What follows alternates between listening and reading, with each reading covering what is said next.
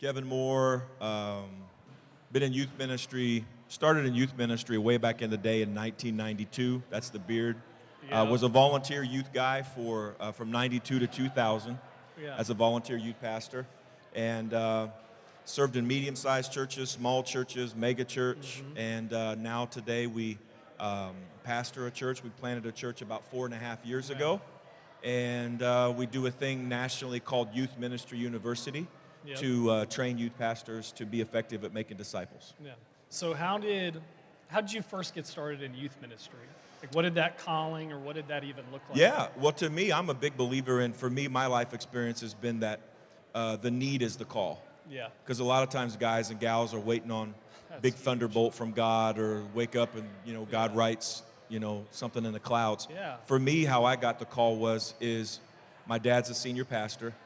Our volunteer youth pastor, Barry Curtis, was moving, and I was helping out. Back then, we called them youth sponsors. I was a youth sponsor, my wife and I, and Dad just came to me and said, Kevin, I need a youth guy. Do you want to be the youth pastor? And I said, well, I'm going to be here next Wednesday. I'll speak, but I don't know about being the youth pastor. And one Wednesday led to 2, led to 3, led to 20-some years of student ministry. But someone needed to lead. Yeah. I was there, and I loved Jesus, and I loved teenagers, so we said, well, let's go. Do you remember your first sermon? Yeah, I do. I talked about Adam and Eve and the sin in the garden. I do. Really? Yeah, it sucked. How'd it go? It sucked. It was bad.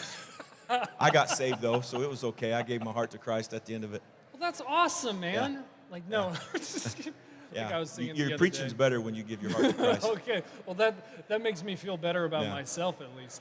But no, you said, okay, so you went into youth ministry, you did that thing, and now you said you've started a church. And I know we were talking earlier of, man, there's this church planting movement that's happening, and there's a blessing and a curse that goes with that. And I want to get there, but first, when you were a youth leader, when you were a pastor, when you were going through all of that, how did you know this is my next step, to plant a church, not just revitalize one, not to just step into a senior pastor role, but man, God's calling me to plant a church? Well, what happened with me is I was on an airplane coming back from Indiana, back to California, where we live now, and I just really started to get a sense of, what if there was a church that looked like this? What if there's a church that looked like this? What if there's a church that looked like this? And as I was writing it, I just wrote, what if you pastored that church? Yeah. And it looked unique compared to other churches that I'd been a part of. And so I shelved it, but then I couldn't shake it. And I started to really feel like God was calling me to launch churches, train leaders, and send out shepherds. And tried to shake it. Wouldn't shake, couldn't go. And like most guys and gals, I get an idea every 15 seconds, but they go away. Yeah. This one wouldn't go away. And then I have 4 main mentors in my life, talked to all my mentors about the idea and what God was stirring, and all of them were like, this is what God's called you to do. This is your purpose in life. And I'd go to the next one. Man, this is what God's, and so I was going to my mentors, I was going to my leaders, I was talking with my wife, and then I went and talked to my senior pastor as well. And everybody was just like, man, this is what God's called you to do, and it wouldn't go away. And the longer I thought and the longer I prayed, the stronger that sensation and the need to do it grew. So, yeah. I love that you go back and you said, man, I had 4 main mentors in my life that whenever I had this thought, whenever I had this idea, man, I had to go back to these 4 people just to get that confirmation. So I think it's vital that, I'm trying to surround myself with people, with mentors that will speak truth into my life and extend grace. Yeah. So how did you find those 4 people? Well, they were people that God had placed into my life as leaders. One was my father, who was a pastor, been where I wanted to go.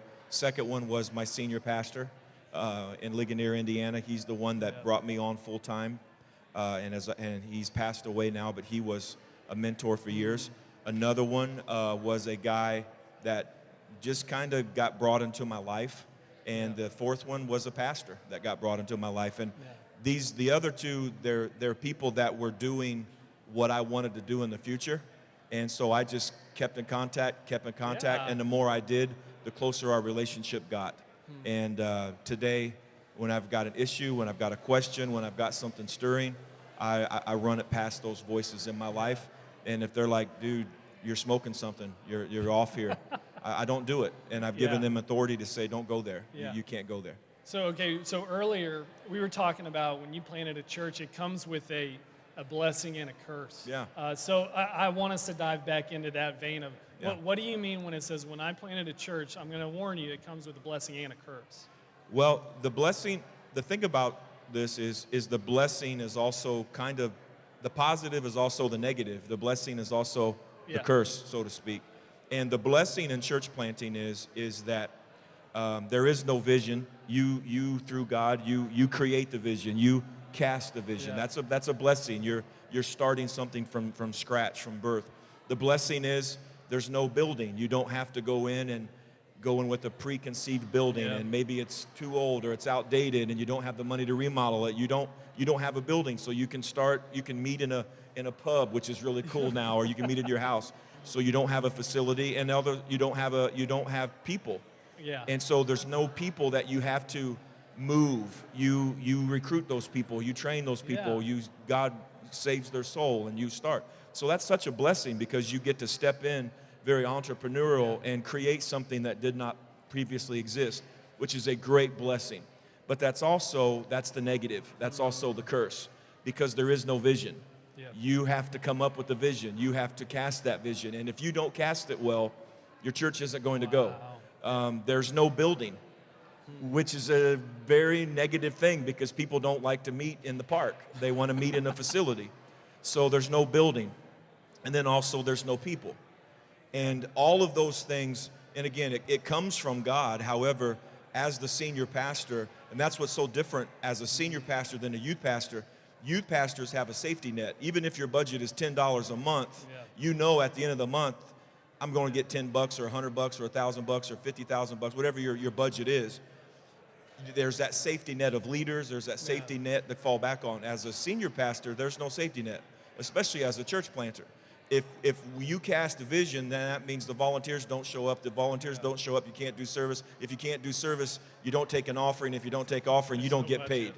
And so, but all of that for people that are actually called to do it, even though it might make you bald like it has me, there is a joy in it. There's a calling in it. There's an urgency in it. There's a wake up in the morning and I can't wait to get to work because this is what God's called me to do. Yeah. So what advice would you give someone, man, that they feel kind of that calling? What advice would you give someone that says, hey, Pastor Kevin, I feel like I'm supposed to go plant a church. What would your next statement be or question? Well, the first, and it's going to sound a little bit crazy, if you feel like you want to plant a church, one of the things I'd encourage you to do is get off social media for about 6 months. Because when you watch guys, like, Chad Veach or Judah or Jason out in San Francisco or, Joe, whoever your guy is that went out and planted, you're seeing the highlight reel on social media. And there's a trick, man, if you take the picture just right, it's going to look like the room's full. And you're getting kind of the highlight reel, which is then going to want to kind of pull you in. Right. But in order to pastor a church, one of the things that really hit me hard was, I remember going and meeting with a businessman that was in my church, and he was asking me business questions, marital questions, questions about deep things about life. And I left and I told my wife, I said, dang, this guy thinks I'm his pastor. He thinks I'm his shepherd. Yeah. And you can't just be entrepreneurial and start a church. Right. You have to have a call of God to be a senior pastor, to be a shepherd.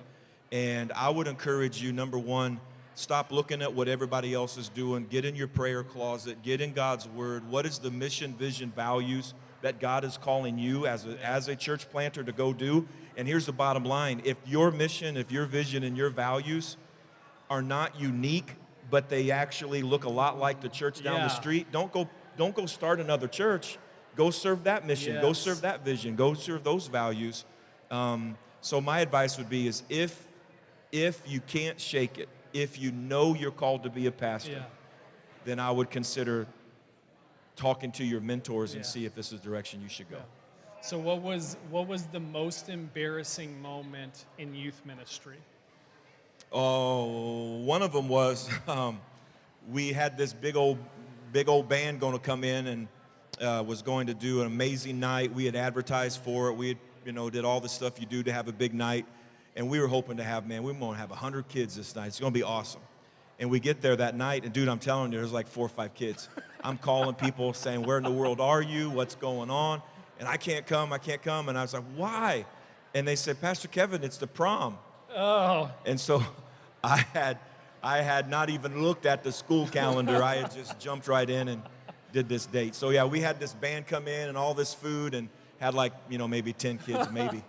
And I'm not gonna judge your kids, but I'm gonna guess that those 10 kids were not prom-worthy kids. No. Because they're there at the concert, man. They're Yeah. trying to find a prom date that night. Well, they were too young for the prom. There we go. And the one kid that did come, yeah, he wasn't prom-worthy.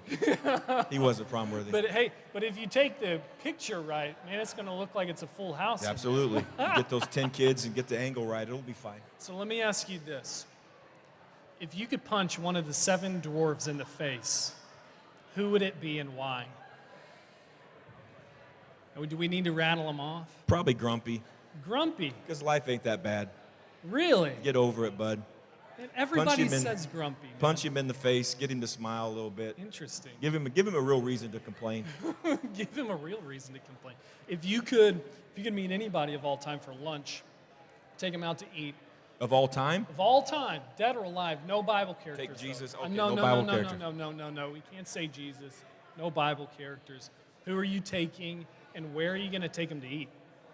This is gonna sound crazy. I would like to go grab a lunch with Tom Hanks. Really? I think Tom Hanks would be a cool dude to hang. I don't. This His is the political first time views I've are a ever little heard Tom little Hanks. crazy. Yeah. But Tom Hanks is the greatest actor of our day by far. Not even close. That Don't is get me amazing. started. That is amazing. Yeah, Tom Hanks. Tom Hanks. What's your favorite Tom Hanks movie?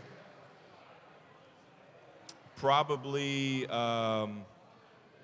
Forrest Gump, but then probably the one where he gets on the island. Castaway. Castaway. Castaway. That's so sad to me. He didn't die. He lived, didn't man. die. I guess it could It's have a been it's worse. a it's a movie of victory. But it is just like, I don't know. You're gonna make me cry when we talk about Castaway. Like Wilson was his man. I dude. cried. Yeah. You know what, though, is funny is with the first time I watched Castaway Yeah. was on video at this person's house, and we were getting ready to get on an airplane. Oh. It was my second time ever flying. It was pretty bad. No way. It was pretty bad. Tom Hanks. Tom what Hanks. would you ask him? I don't know. You just want I to just hang want out. I want to Tom hang out Hanks? with the real Tom. The other one's Bill Murray. Oh, Bill yes. Murray would be So cool. Where are to you hang taking with. him to eat? That's the second Chick-fil-A. part. Chick-fil-A. It's the best restaurant. You don't We're feel gonna like go you'd fast have a food. difficult time conversing with Tom Hanks with all like the kids running around and wanting to go to the play place? You just want to hang out. We'll sit on the other side. You We'll just be all want to right. hang out. We'll hang out. What are 3 books we need to read? Entre Leadership by Dave Ramsey. Entre Leadership is one for sure. Next Generation Leader by Andy Stanley. I'm going to give you a few. Another Yeah. one is Dream Big, Think Small by a guy named Jeff Manion. He's a unsung Yeah. hero of the faith. He's incredible. Dream Big, Think Small by Jeff Manion. And right now I'm reading again for the 3rd time, the 17 Indisputable Laws of Teamwork by John Maxwell. So, if there was a movie, we got 30 seconds, so this has to be quick. Oh yeah. If there was a movie about your life, and don't say Tom Hanks, who's going to play you? Brad Pitt. Of course.